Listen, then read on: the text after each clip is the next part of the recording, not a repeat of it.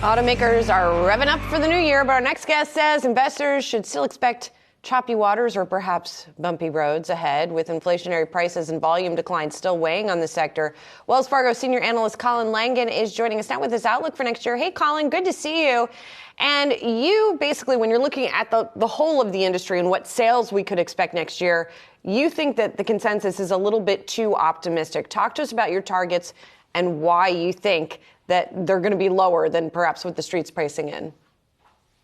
Yeah, absolutely. I mean, I'm about, I think on average, if I look at the core metrics, about 9% lower on 2023 than most of the traditional supplier and OEM estimates for next year.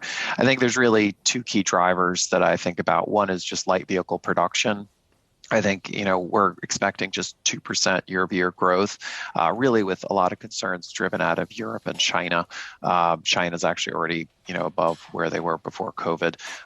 And they had some incentives this year. I think there'll be payback. And I'm still very weary of the Europe energy crisis and what that might do to the consumer over there, or just potentially slight disruptions given the supply chain could cause some production blips.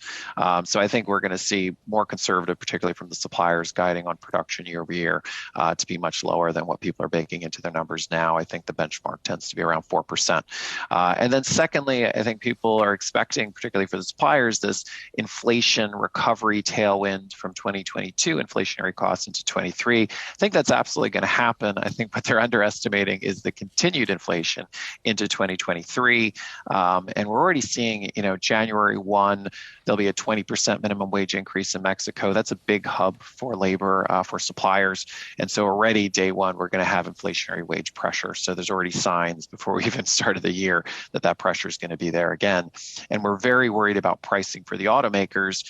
And if they're under pressure for profits because pricing is coming down, it's going to be harder to get concessions for those costs from the automakers. So do you believe the automakers' earnings estimations already priced this in, or does there need to be another revision to the downside on this? I think there's significant downside to the OEMs, and we're underway both GM and Ford. I think pricing is just hasn't even started yet, and I think it's going to be a continual drag as we go through next year. There's already signs that pricing is under pressure. We've looked at the last 6 months. If you look at the absolute unit sales are fairly flat in the U.S., but inventory is up about 500,000 units. Not a good sign. Some of that might be in transit, but we're still, not seeing as it was at sort of the peak demand levels, where the minute it hits the dealer lot, it gets pulled away. Now it's starting to stick. We also saw there's data out there saying that dealer profits are down 15% in November year over year, which is really showing they're starting to sell more vehicles below MSRP, which I think is the sign that pricing is starting to correct. So it starts with the dealers, then it'll hit the OEMs as they start upping their incentives. Colin, we got news this morning that there will be a delay, or likely a delay, till March next year in the new $7,500 EV tax credit. How big a problem will that be to the first half for Tesla? I mean, the way I understand the rules is actually with this delay, it's only delayed a part of the rule, and it's still very unclear, quite frankly. So, but my understanding is that it's part of the rule, and there's, they actually might benefit from this because there's up to 7,500. I actually think they'll only get half of that for the battery component, which is 3,750. The interpretation that's out there is that until the rules are actually implemented, you don't have to meet those requirements, but the rules will be effective. So I actually don't know that it necessarily is going to be a bad news for Tesla. I actually think there could be extra credits available maybe for the first 3 months of the year. I do want to pick up on Tesla, Colin, because you didn't talk a lot about Tesla in your outlook for next year. But obviously, it's been very much in the news. The stock has not been doing well as of late, although it did initially pop a little bit yesterday on the thinking maybe Musk was going to step away from Twitter. We've talked to you a little bit before about his sitting in many seats, wearing many hats, et cetera. What's your current thinking on the situation?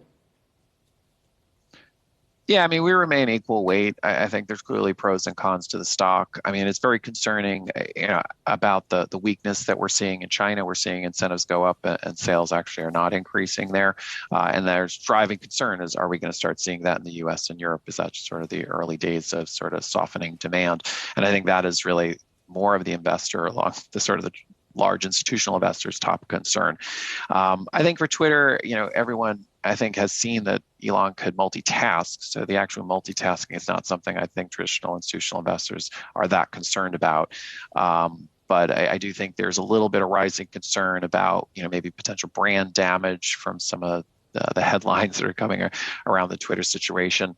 I think it's very, very unclear at this point if that's having a meaningful impact. But, I think, we'll see how it all resolves. But as you go into next year, in terms of good news, the IRA is going to be a nice help. Tesla and GM are probably the biggest beneficiaries of IRA, or almost certainly the biggest beneficiaries of IRA. And that should result in a nice quick boost in demand as all of a sudden the vehicles get cheaper because of these tax credits. Colin, give us more good news. What's your top pick for 2023? I mean, I continue to like BorgWarner. It's a supplier that is, I think, going to be a leader in the transition from internal combustion engine to EV. It's trading at a discount to the group, and yet I think it'll be by 2025 one of the sort of top 2 or 3 global e-powertrain suppliers. They're going to do a spin of some of their internal combustion engine businesses that I think will have a really good free cash flow profile that'll support that valuation. But the RemainCo, after they have the spin, will have 6% above market growth, which is going to be one of the top among the supplier group. It'll have margin expansion as they start scaling their EV from about $850 million to $4 billion by 2025. So I think there's good near-term and long-term story here for the company. Wells Fargo Senior Analyst Colin Langan, always good to see you. Happy holidays. You too.